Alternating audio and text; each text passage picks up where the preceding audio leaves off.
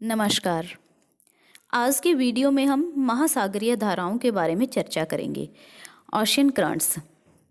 महासागरीय धाराएं जो हमारा पार्ट है यह भौतिक भूगोल विषय में और इसके साथ ही समुद्र विज्ञान विषय में शामिल है, जिसमें कि हम महासागरीय धाराएं क्या होती हैं, इनकी उत्पत्ति कैसे होती है और इनकी उत्पत्ति से संबंधित कारक कौन कौन से हैं, तो इन सभी के बारे में आज हम चर्चा करेंगे। सबसे पहले अगर हम बात करें महासागरीय धाराओं की, तो सागर में जल के एक निश्चित दिशा में प्रवाहित होने की गति को धाराएं कहते हैं। यानी कि जब सागर में जल एक निश्चित दिशा में प्रवाहित होता है तो जो उसकी गति होती है उसको धाराएं कहते हैं। धाराएं धरातलीय भाग पर प्रवाहित होने वाली नदियों के समान ही होती हैं। जैसे कि मान लो कि धरातल पर नदी प्रवाहित होती है, वैसे ही क्या है, धरातलीय भाग पर जो धाराएं हैं वह नदी के समान ही प्रवाहित होती हैं। सागरीय गतियों में धाराएं सर्वाधिक शक्तिशाली होती हैं क्योंकि इनके द्वारा सागरीय जल हजारों किलोमीटर तक बहा लिया जाता है। महासागरीय धाराओं के अनेक आर्थिक लाभ भी होते हैं। अगर देखें तो इनके सारे परिवहन मार्ग भी निश्चित किए जाते हैं, उत्तम बंदरगाहों की स्थिति का निर्धारण भी किया जाता है और इनके अलावा अगर देखें तो धाराओं से पृथ्वी पर तापमान के संतुलन में पर्याप्त सहयोग देता है। अगर हम बात करें महासागरीय धाराओं की, तो तापमान के आधार पर इनको दो भागों में बांटा जाता है। दो भाग कौन कौन से हैं? एक है उष्ण धारा और एक है ठंडी धारा। यानी कि उष्ण धारा मतलब गर्म धारा हो जाएगी और एक ठंडी धारा हो जाएगी। इसके बाद अगर हम देखें कि धाराओं की गति, आकार और दिशा में क्या है, अंतर पाया जाता है और इन्हीं अंतर के कारण इसमें कई इसके उप प्रकार भी हैं। जैसे कि सबसे पहले हम बात करें प्रवाह, जिसको ड्रिफ्ट कहा जाता है। ड्रिफ्ट क्या होता है? जब पवन वेग से प्रेरित होकर सागर की सतह का जल आगे की ओर प्रवाहित होता है या आगे की ओर अग्रसर होता है तो उसे प्रवाह कहा जाता है। और इसके बाद अगर देखिए धारा यानी कि करंट में क्या होता है कि जब सागर का जल एक निश्चित सीमा के अंतर्गत निश्चित दिशा की ओर तीव्र गति से अग्रसर होता है। उसमें तो नॉर्मल सी बात है, प्रवाह में तो जल का प्रवाह होगा, आगे की ओर अग्रसर होगा, लेकिन करंट में क्या होता है, धारा में तेज गति से जल आगे बढ़ता है तो उसे धारा कहा जाता है। और इसकी अगर गति देखें तो प्रवाह से अधिक होती है।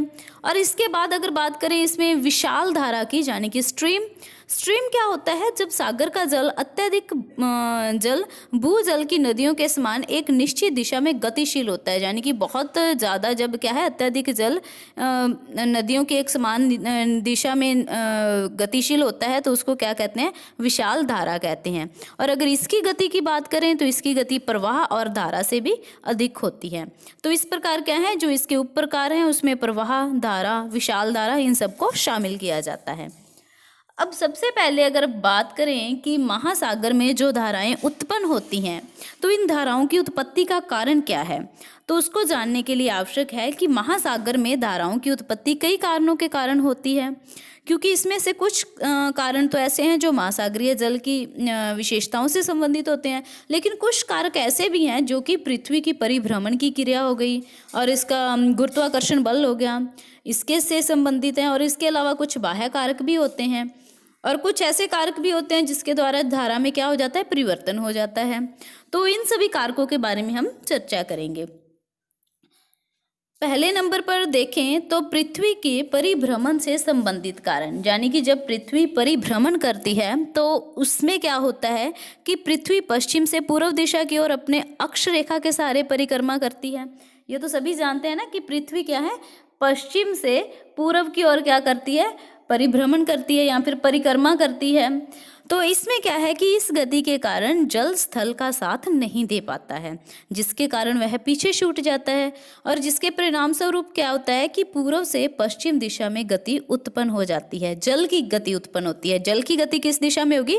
पूर्व से पश्चिम की ओर। तो इस तरह से विषुवत रेखीय धारा की उत्पत्ति होती है, यानी कि जो धारा इससे उत्पन्न होगी उसको क्या कहा जाएगा? विषुवत रेखीय धारा। और इसके साथ ही अगर हम देखें कि कई बार क्या होता है कि कभी कभी कुछ जल पृथ्वी की परिभ्रमण दिशा की ओर भी अग्रसर हो जाता है, जिसके कारण अगर बात करें तो काउंटर इक्वेटोरियल करंट्स यानी कि प्रतिविषुवतीय जो धारा है उसकी उत्पत्ति हो जाती है। और इसी के साथ पृथ्वी की परिक्रमा का धाराओं की दिशा पर भी प्रभाव पड़ता है। उत्तरी गोलार्ध में विषुवत रेखा से ध्रुवों की ओर और ध्रुवों से विषुवत रेखा की ओर चलने वाली धाराएं अपने दाहिनी ओर झुक जाती हैं।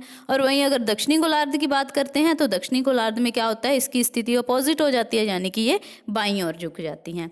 तो इस प्रकार से क्या है, पृथ्वी के परिभ्रमण के कारण भी धाराओं में परिवर्तन होता है। सेकंड नंबर पे अगर हम बात करें कि सागर से संबंधित कारक, सागर से संबंधित कारकों में अगर हम बात करते हैं कि सागरीय जल में तापमान, लवणता, घनत्व, इन सभी के कारण क्या होता है, धाराओं में परिवर्तन होता है। तो सबसे पहले अगर हम देखें कि तापमान के कारण इसमें क्या परिवर्तन होता है, तो तापमान में भिन्नता के आधार पर देखें तो पृथ्वी पर सूर्य ताप के वितरण में पर्याप्त असमानता पाई जाती है। विषुवत रेखीय भागों में सूर्य की किरणें वर्ष भर लंबवत चमकती हैं। सभी को पता ही है कि विषुवत रेखा पर जो सूर्य है वह लंबवत चमकता है, जिसके कारण वहां पर क्या होता है, तापमान ऊंचा होता है। और तापमान ऊंचा होगा तो जल का घनत्व क्या होगा, अत्यधिक कम हो जाता है और विषुवत रेखीय जल धारा के रूप में गतिशील हो जाता है। इस तरह विषुवत रेखा पर जल की आपूर्ति के लिए ध्रुवों से क्या होता है, ध्रुवों की ओर से विषुवत रेखा की ओर अधः प्रवाह प्रारंभ हो जाता है, यानी कि ध्रुवों से विषुवत रेखा की ओर धाराएं चलने लग जाती हैं। अब एक चीज और ध्यान में रखना कि जैसे आपको बताया था कि ठंडी धारा और गर्म धारा होती है, तो जो धारा तो ध्रुव से विषुवत रेखा की ओर आएगी वो तो क्या होगी, स्वाभाविक सी बात है, ध्रुवों पर क्या जमी होती है, बर्फ जमी होती है, तो वो धारा हमेशा क्या होगी, ठंडी धारा होगी। लेकिन वहीं अगर विषुवत रेखा से ऊपर की ओर जाएगी, यानी कि ध्रुवों की ओर जो धारा जाएगी, तो विषुवत रेखा पर तापमान अधिक पड़ रहा है, तो इसके कारण जो जल है वो क्या हो जाता है, गर्म हो जाता है। तो यानी कि ये वाली जो धारा होगी विषुवत रेखा से वो गर्म धारा उठेगी और ध्रुवों से जो आएगी वो होगी ठंडी धारा। और इसके बाद अगर बात करें लवणता के कारण, लवणता के कारण क्या प्रभाव पड़ता है कि सागरीय लवणता से सागरीय जल का घनत्व प्रभावित हो जाता है तथा घनत्व में अंतर के कारण ही धाराएं उत्पन्न होती हैं। अगर देखें कि दो क्षेत्रों का तापमान समान है लेकिन उन दोनों क्षेत्रों की लवणता में अंतर है, तो अधिक लवणता वाले जल जो अधिक लवणता वाला भाग है वहाँ पर जल का घनत्व अधिक हो जाएगा, जिसके कारण जो जल है वो नीचे बैठ जाता है, क्योंकि लवणता ज़्यादा होगी तो जल नीचे बैठ जाएगा। और जबकि कम लवणता वाला जो भाग होगा उसमें जल का घनत्व जो होता है वो अपेक्षाकृत कम हो जाएगा। और कम होने के कारण क्या है, कम खारे भाग में जल अधिक खारे भाग की ओर गतिशील होने लगता है। तो इसमें क्या होता है कि ऊपर की सतह के नीचे अधिक खारे जल का अगर हम देखें कि जो ऊपर की सतह है उसके नीचे अधिक खारे जल का जल कम खारे भाग की ओर अधः प्रवाह के रूप में चलने लगता है। और इस तरह अगर देखें तो धाराएं खुले तथा बंद सागर के मध्य चलती हैं। और अगर इसी में देखें तो जैसे अटलांटिक महासागर है, वहाँ पर क्या है, अपेक्षाकृत वो कम खारा है, और वहाँ से जिब्राल्टर जल डमरू से होकर जो रूम सागर की ओर धारा चलती है, वो मेन अगर देखें तो वो इसी का ही एग्जाम्पल है। और इसके बाद अगर हम बात करें घनत्व में विभिन्नता की, तो घनत्व में विभिन्नता का क्या होता है कि जैसे अभी बताया है कि तापमान और लवणता के कारण घनत्व में विभिन्नता उत्पन्न हो जाती है, ठीक है ना। तो इसी के कारण क्या होता है कि कई ऐसे कारक होते हैं जिसके कारण सागरीय जल के घनत्व में अंतर ज़्यादा हो जाता है और धाराओं की उत्पत्ति हो जाती है। अगर ध्रुवीय भाग में देखें तो न्यून सूर्य ताप है, ठीक है ना, ध्रुवों पर तो बर्फ होती है, वहाँ पे सूर्य ताप न्यून होता है और जिसके फलस्वरूप क्या होता है, कम तापमान के कारण उच्च घनत्व पाया जाता है। परंतु जब हिम के पिघलने के कारण लवणता कम हो जाती है तो वहाँ पर घनत्व भी क्या हो जाता है, कम हो जाता है। और उसके परिणाम स्वरूप क्या होगा कि ध्रुवों से ठंडे जल की जो धाराएं हैं वह विषुवत रेखा की ओर चलने लगती हैं। और द्वाब में भी घनत्व, जो द्वाब है वह भी घनत्व में अंतर को प्रभावित करता है। जैसे कि सागर के ऊपर से नीचे जाने पर द्वाब बढ़ता जाता है और जिसके कारण घनत्व भी अधिक हो जाता है और सागर के ऊपरी भाग में जल जो हल्का जल होता है वह गहराई में भारी जल से मिल जाता है, जिसके कारण क्या है, जल में लंबवत गति उत्पन्न हो जाती है। तो इस प्रकार अगर देखें सागर से संबंधित कारकों में तो तापमान में विभिन्नता, लवणता में विभिन्नता और घनत्व में विभिन्नता क्या है, महासागरीय धाराओं को प्रभावित करते हैं। अब इसके बाद बात करें हम बाह्य सागरीय कारक की। जो बाह्य सागरीय कारक हैं इसमें क्या है कि सागरीय जल पर वायुमंडलीय दशाओं का प्रभाव पड़ता है, जिसके कारण उसमें भिन्नता, वायु की दिशा में भिन्नता, वर्षा, वाष्पीकरण, इन सभी कारण अगर देखें तो इन सभी के कारण धाराओं की क्या होती है, उत्पत्ति में सहायता मिलती है। सबसे पहले अगर हम बात करें वायुदाब और हवाओं की, तो इसमें क्या होता है कि जो वायुमंडलीय दबाव का भी क्या है, सागरीय जल पर प्रभाव पड़ता है। यहाँ पर वायुदाब अधिक होता है, वहाँ पर जल के आयतन में कमी के कारण जल तल क्या हो जाता है, नीचा होगा, क्योंकि उसके आयतन में कमी हो रही है तो जल तल नीचा हो जाएगा। जिसके विपरीत कम वायु दाब वाले क्षेत्रों में क्या होता है, जल तल ऊंचा हो जाता है। और इसी के कारण उच्च जल तल में क्या होगा कि जो उच्च जल तल से निम्न जल तल की ओर जल गतिशील होने लगता है और परिणाम स्वरूप क्या होता है, धारा की उत्पत्ति होती है। और इसी के साथ अगर हवाएं देखें तो प्रचलित पवनें हो गई, सनातनी हवाएं हो गई, ये भी धाराओं की उत्पत्ति में महत्वपूर्ण भूमिका अदा करती हैं। जब सागरीय जल से ऊपर होकर हवा चलती है तो वह अपनी रगड़ के साथ जल को भी अपनी ओर बहा के ले जाती है। ठीक है ना, ये तो सभी जानते हैं कि जब मतलब जैसे ही हवा चलती है तो वह उस दिशा की ओर ही जल का प्रवाह होने लग जाता है। अगर देखें मानचित्र पर भी तो धाराओं पर सनातनी हवाओं का तुलनात्मक अध्ययन इसमें करके देखें तो इसमें क्या होता है कि अधिकांश धाराएं ऐसी हैं जो सनातनी हवाओं का ही क्या करती हैं, अनुसरण करती हैं। यानी कि जिस दिशा की ओर हवाएं चलती हैं उस दिशा में क्या है, महासागरीय धाराएं चलने लग जाती हैं। तो इसके बाद अगर हम बात करते हैं वाष्पीकरण और वर्षा की, यानी कि वाष्पीकरण और वर्षा, तो जिस भाग पर वर्षा अधिक होती है वहां पर वाष्पीकरण क्या होता है, कम होता है। और वहां पर अत्यधिक जल राशि के कारण जल तल क्या हो जाए, अगर ऊंचा हो जाता है तो इसके विपरीत क्या होगा, जिस जगह पर जल तल क्या होता है, वर्षा कम होगी वहां पर वाष्पीकरण अधिक होगा। ठीक है ना, वर्षा अधिक हो रही है तो वाष्पीकरण कम हो रहा है, और वर्षा कम हो रही है तो वाष्पीकरण अधिक हो रहा है। और जिस जगह पर वाष्पीकरण अधिक होगा वहां पर जल तल क्या हो जाएगा, नीचा हो जाएगा।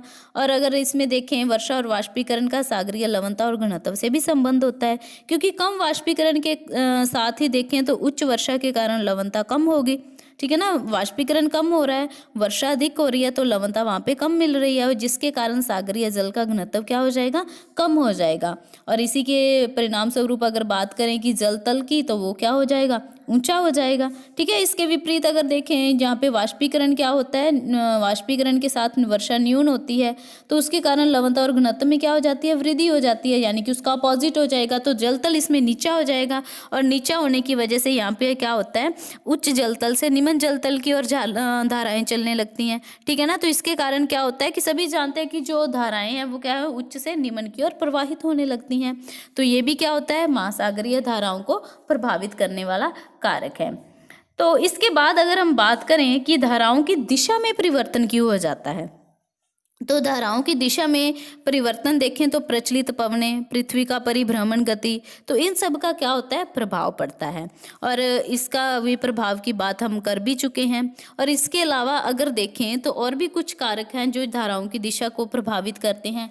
जैसे हम बात करते हैं तट की दिशा और उसके आकार की, यानी कि जो महाद्वीपीय भाग है वहां पर सागरीय धाराओं की दिशा में लंबवत रूप से लंबवत रूप से पाए जाते हैं। तो धाराओं के मार्ग में वो क्या करते हैं, अवरोध उत्पन्न करते हैं। ठीक है ना, कोई धारा आ रही है, अगर उसके मार्ग में कोई ऐसे बना होगा तो वो उसके मार्ग में क्या करेगा, अवरोध उत्पन्न करेगा। ठीक है ना, तो धाराएं क्या होती है, महाद्वीपीय तट के समांतर चलने लग जाती हैं, यानी कि जैसे कोई अवरोधक आता है तो वो पानी तो उसके साथ साथ, यानी कि धाराएं उसके साथ समांतर चलने लगेंगी। और विषुवतीय रेखीय धाराएं जैसे कि ब्राजील के तट से टकराने पर दो भागों में विभक्त हो जाती है। ठीक है ना, इसका भी हम डायग्राम से भी आगे देखेंगे कि यह किस प्रकार टकरा के आगे दो भागों में बट रही है। और उसी के आधार पर अगर देखें तो उत्तरी शाखा खाड़ी की धारा के नाम से भी संयुक्त राज्य अमेरिका के पूर्वी तट के सहारे चलने लगती है, और जो दक्षिणी शाखा है वह ब्राजील की धारा के नाम से चलने लगती है। तो वह क्या है, तो इस प्रकार अगर हम देखें तो हिंद महासागर में भी मानसूनी धाराएं हो गई, वो भारतीय तट के अनुरूप ही चलती हैं, यानी कि जिस और तट होता है उसी के अनुसार क्या होता है, महासागरीय धाराओं में परिवर्तन हो जाता है। इसके बाद अगर हम बात करें तलीय आकृति की, यानी कि तल की आकृति, तो महासागर के तल की आकृतियों में भी असमानता देखने को मिलती है। ठीक है ना, और यही असमानता क्या करती है, धाराओं को प्रभावित करती है। जब इन धाराओं के मार्ग में देखें जो अंत्य सागरीय कटक पाए जाते हैं, महासागरीय नित्तल के उच्चावच वाली जो पिछली वीडियो हमारी बनी थी तो उसमें हमने इन कटकों के बारे में बात की थी। तो वह कटक जो अंत्य सागरीय कटक मिलते हैं तो उसमें क्या होता है कि जो धाराएं होती हैं तो कुछ तो उसके दाहिनी ओर मुड़ जाती हैं। ठीक है ना, तो जैसे एग्जाम्पल के तौर पर बात करें, गल्फ स्ट्रीम जो है वो स्कॉटलैंड के पास जब विविल टॉमसन कटक आता है ये कटकों के बारे में हमने अंध महासागर के नित्तल के उच्चावच जब पढ़े थे तो उसमें हमने चर्चा की हुई है, और इस कटक के बारे में भी चर्चा की है। तो जब विलियम टॉमसन कटक आता है, विविल टॉमसन कटक, तो उसको पार करती है तो वह क्या हो जाती है, दाहिनी ओर मुड़ जाती है। और इसी तरह जब अगर हम देखें उत्तरी विषुवत रेखीय धारा जो है वो मध्य अटलांटिक कटक को पार करती है, तो वह पार करने के साथ ही क्या होता है, दाहिनी ओर मुड़ जाती है। तो इसके कारण क्या होता है कि जब भी किसी कटक से साथ कोई महासागरीय धारा आके टकराती है या फिर उसके साथ मतलब मिलती है, तो वह क्या होती है, उसके दाहिनी ओर मुड़ जाती है। इसके बाद अगर हम देखें मौसमी परिवर्तन का, तो मौसमी परिवर्तन में क्या होता है कि कई स्थानों पर बदलते मौसम के साथ ही धाराओं की दिशा में भी परिवर्तन आता है। ठीक है ना। मानसूनी हवाएं जो होती है वो मौसम में परिवर्तन के साथ ही, जैसे हम हिंद महासागर की जब धाराएं पढ़ेंगे तो उसमें हम देखेंगे कि जो हिंद महासागर की धाराएं हैं वो मौसम के अनुसार अपनी दिशा में परिवर्तन करेंगी। ठीक है ना। अगर एग्जाम्पल के तौर पर देखें तो जैसे शरद काल आता है तो उसमें उत्तरी पूर्वी मानसून के साथ मानसूनी धाराओं के तट के सहारे क्या होता है, दिशा पूर्व से पश्चिम हो जाती है। और जबकि ग्रीष्म काल की बात करेंगे तो ग्रीष्म काल में क्या होता है, दक्षिणी पश्चिमी मानसून के साथ ही जो धाराओं की दिशा है वह बदल कर क्या हो जाती है, उत्तरी पूर्वी हो जाती है। तो इस प्रकार क्या है, मौसमी परिवर्तन के साथ ही धाराओं में भी परिवर्तन होता है। इसके बाद अगर हम बात करें पृथ्वी के परिभ्रमण की, तो जो पृथ्वी का परिभ्रमण है यानी कि पश्चिम से पूर्व दिशा की ओर घूर्णन के साथ ही उसके जो धाराओं का मार्ग है वह भी क्या हो जाता है, गोलाकार हो जाता है।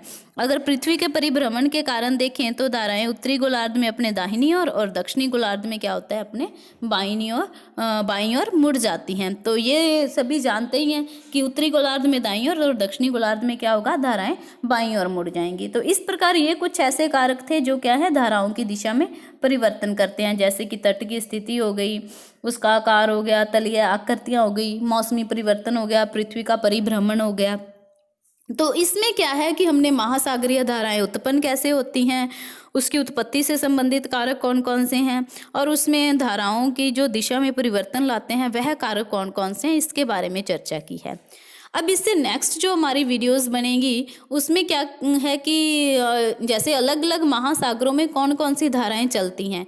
फॉर एग्जांपल प्रशांत महासागर की धाराएं कौन सी हैं, अंध महासागर की धाराएं कौन सी हैं, और इसके बाद अगर देखें हिंद महासागर की धाराएं कौन कौन सी हैं, तो इसके बारे में हम चर्चा करेंगे। और इसी के साथ ही उन धाराओं में जो अलग अलग महासागरों में प्रवाहित हो रही हैं या अलग अलग महासागरों में धाराएं चलती हैं, तो उनमें ठंडी धारा कौन सी है और गर्म धारा कौन सी है, तो इसके बारे में भी हम चर्चा करेंगे। तो जो ये इस टॉपिक से संबंधित जो नेक्स्ट वीडियोज़ बनेगी उसमें से क्या है कि अक्सर क्वेश्चन पुट होते रहते हैं। तो आई होप कि आपको इसका जो महासागरीय धाराओं के बारे में सामान्य जानकारी दी है इसके बारे में पता चल गया होगा। धन्यवाद।